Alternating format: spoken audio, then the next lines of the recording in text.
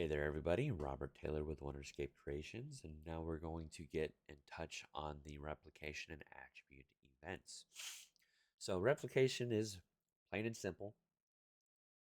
Um, I've exposed this here. That way, you can decide which attributes replicate and which ones don't. Um, so, should it replicate to clients? So, there's some things you might not want to replicate. Um, and you'll get to choose that here. Meta attributes never replicate, which is why it's turned off by default. Um, then you can choose how it replicates.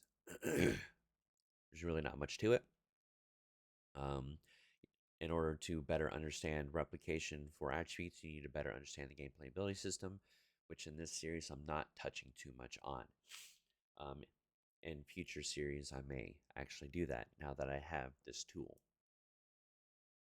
Now, attribute events are very important. Um, and let me provide you with some examples. So DA Health actually has one already set up. So the 0 event tag is event attribute .health.0.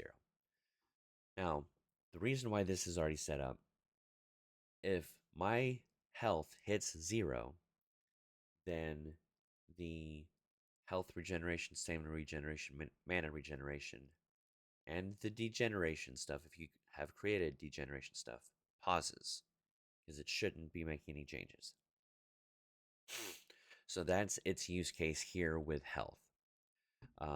With mana, you can make it to where they can't cast any spells, or you can add some additional effects to where, because they ran out of mana, now they um, their spells take longer to cast for X amount of seconds. Or in the case of stamina, stamina regeneration, which always happens in combat, which by the way you can modify. Um, so that it does happen in combat. Anyways, um, it then, where was I going with that? Oh, it pauses before starting to regenerate because you let it get to 0. Uh, Elden Ring does that. I believe Elder Scrolls Online also does that. Um, very common thing to do. Um, and then we also have broadcast on threshold.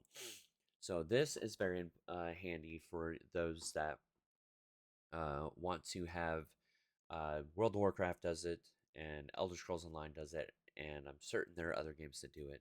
When your health drops below a certain percentage, this is 0.3, so at 30%, then you get a pulsing red aura on the edges of your screen. Things like that. You can also have for above a threshold. So a warning if something is getting too high, um, if you're wanting that. So provided you with a whole bunch of options there, then you can choose the threshold event tag. I am playing with the idea of expanding on this further to allow for multiple different thresholds, and you being able to choose the percentage in which direction and all that stuff.